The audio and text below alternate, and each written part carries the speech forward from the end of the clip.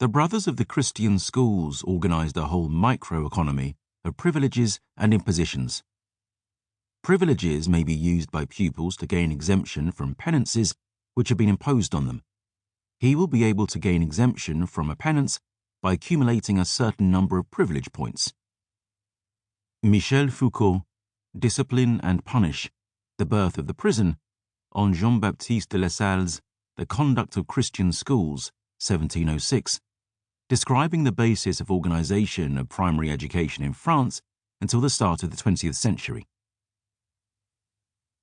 I have always had a fancy that learning might be made a play and recreation to children, and that they might be brought to desire to be taught. John Locke, Some Thoughts Concerning Education, 1693. If you're familiar with the points and trophies and punishments doled out by countless apps today, you'd recognize the same principles at work in schools over 300 years ago. For Foucault, their game-like systems of privileges and penances were designed to discipline children and introduce them to a disciplinary society, maintained through constant surveillance from cradle to grave. He would likely view gamification as yet another link in that disciplinary chain, powered by the surveillance capabilities of new technologies like the internet and smartphones. On the other hand, Locke believed learning could be improved by turning it into a game. Not a game relying on rewards and punishments, but one that makes learning a play and recreation. Not long after he wrote these words, educational board games grew into a flourishing transatlantic market, teaching everything from geography and history to maths and astronomy. These games were enabled by technological advancements of a different kind that made the manufacturing and publishing of board games much cheaper than before. Locke might have admired educational board games, but he'd have loved educational video games like SimCity and Minecraft that can teach urban planning and architecture and programming.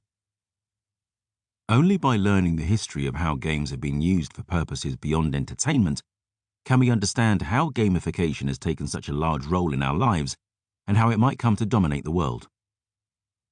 There is still some debate in the games industry and among academics as to what precisely constitutes gamification. And it's easy to get mired in definitional quicksand involving related terms like exploitationware, the gameful world, and ludification. This debate partly stems from the subject being a rapidly moving target. The games and applications that were considered as gamification in 2010 are very different from those that exist a decade later in scale and scope and technology. But in the wider world, gamification is the term most commonly used by critics and businesses and governments, and it's generally understood to mean taking a normal activity and applying game mechanics and aesthetics to it, such as points, badges, levels, and so on.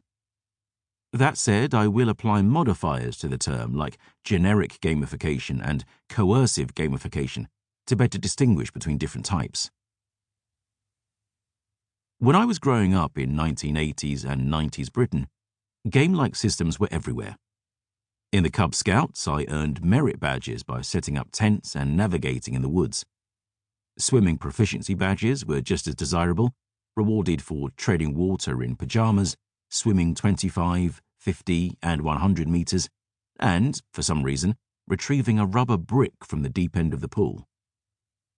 Since Robert Baden-Powell's scouting movement was directly inspired by his 1899 military training manual, Aids to Scouting, merit badges and their descendants likely harken back to the millennia-old tradition of military honors in the form of medals, badges, and trophies, all of which have become integral components in the most popular forms of gamification.